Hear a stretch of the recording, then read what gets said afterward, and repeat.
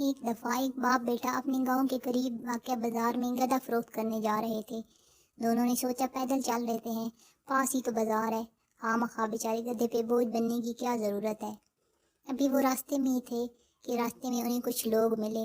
لوگوں نے انہیں دیکھا تو ان پر ہنسنا شروع کر دیا کہ کتنے پاگل ہیں باپ بیٹا، گدھا پاس ہے اور پھر بھی پیدل جا رہے ہیں۔ یہ سن کر وہ لوگ شرمندہ ہو گئے اور دونوں گدھے پر بیٹھ گئے۔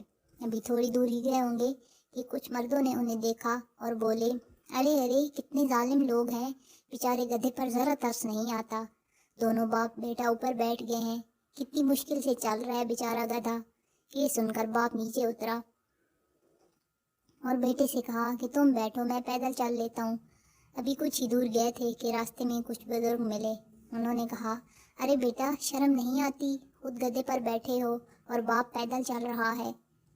یہ سن کر بیٹا بہت شرمندہ ہوا اور اتر کر باپ سے بولا، ابو جان آپ بیٹھ جائیں، اب میں پیدل چلتا ہوں، ویسے بھی اب تھوڑا سا ہی تو سفر باقی ہے۔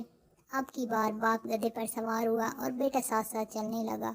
ابھی تھوڑی ہی دور گئے تھے کہ راستے میں کچھ عورتیں ملی۔ انہوں نے باپ بیٹے کو دیکھا تو آوازیں کسنا شروع کر دیں کہ ارے ارے کتنا ظالم باپ ہے، چھوٹا بیٹا ساتھ پیدل چل رہا ہے اور خود گدھے پر سوار ہو کے جا رہا ہے۔ یہ سن کر باپ بہت شرمندہ ہوا اور اتر پڑا۔ دونوں باپ بیٹا لوگوں کی باتیں سن کر بہت تنگ ہو گئے تھے۔ اب کی بار انہوں نے گدھے کو رسیوں سے باندھ کر کندھوں پر اٹھا لیا۔ راستے میں جو بھی ملتا ان پر خوب ہنستا کہ کتنے پاگل ہیں، اتنا بوجھ کندھوں پر اٹھا کے لے کے جا رہے ہیں، وہی گدھے کو پیدل ساتھ چلا لیں۔ راستے میں ایک ندی تھی، جب وہ ندی پار کر رہے تھے تو رسیاں ٹوٹی اور گدھا پانی میں گر گیا۔